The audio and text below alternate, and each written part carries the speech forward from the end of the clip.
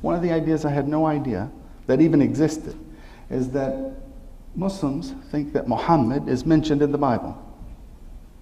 And I said, no, I've been to school, I've grown up in this religion, we don't talk about Muhammad, he's not in the book, he's not in the Old Testament, he's not in the New Testament.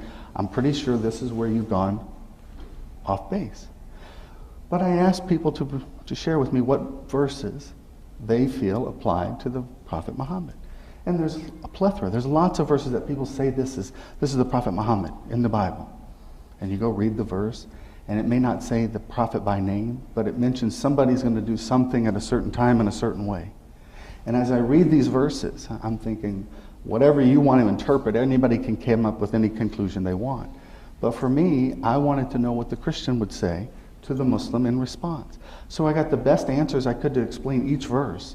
And as I heard the argument of, this is the Prophet Muhammad, here's his life, here's his story, here's where he's coming from, here's what he's going to do, here's how he's going to do it, here's what he's going to say. All of this started to persuade me that my book that I believed in was actually ordering me to follow this person that I didn't even recognize.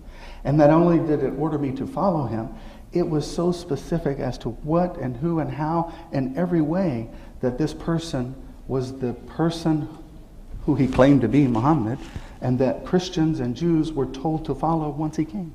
So this show isn't long enough for me to explain the real meaning of what they have, but I'm just saying in a very simple manner that Jesus was very clear as to who he was, why he came, and what he did.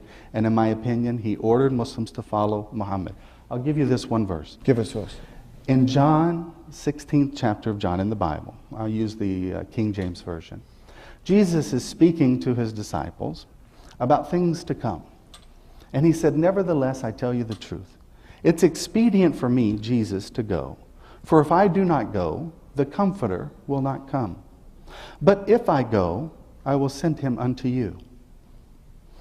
And then a few verses later it says, and he, the Spirit of truth, will not speak of himself, but what he hears he shall speak, and he shall guide you unto all truth. Now I have a Muslim audience in front of me right now. If I ask you, what did Jesus mean in that verse, who would he be referring to? Muhammad. If I ask a Christian, they wouldn't bat an eye. They would say that is the Comforter, the Holy Ghost. Right? So he's saying the Holy Ghost is coming, this Trinity, God the Father, the Son, the Holy Ghost, these three in one, there's not three, but they're the same. So I'll tell the Christian, well, let's read the verse with clarity so that we're clear on your position, right? Jesus is God, God the Father is God, and the Holy Ghost is God. If we read the verse with just simplicity, we say God said to the Jews. He said, it's expedient for God to go, for if God does not go, God will not come. But if God goes, God will send God unto you. Then later it says, and God, the Spirit of truth, will not speak of God's self, but what God hears, God shall speak, and God shall guide you into all truth. I don't have to explain that. Yeah. And when you look at the Bible and you take out this gymnastics of what words mean or what they can't mean and how they mean things, it becomes clear what it's telling you to do. It's saying there's one God, there's a heaven, there's a hell, there's a day of judgment, there's a person who's coming after Jesus who's going to do these things. From where he's going to come, the city, the people, the tribe, the things he's going to do, you can't mistake it. You would have to ignore it, bury it, run from it, as to accept it. It's got to be lucid. It's got to be clear. It can't be now esoteric, as you said, and let's just, it's confusion, mental gymnastics to make it work. God's message got to be clear. You can take it for what it says, and it tells you to be a Muslim. One who is submitted to the will of God. Mm-hmm.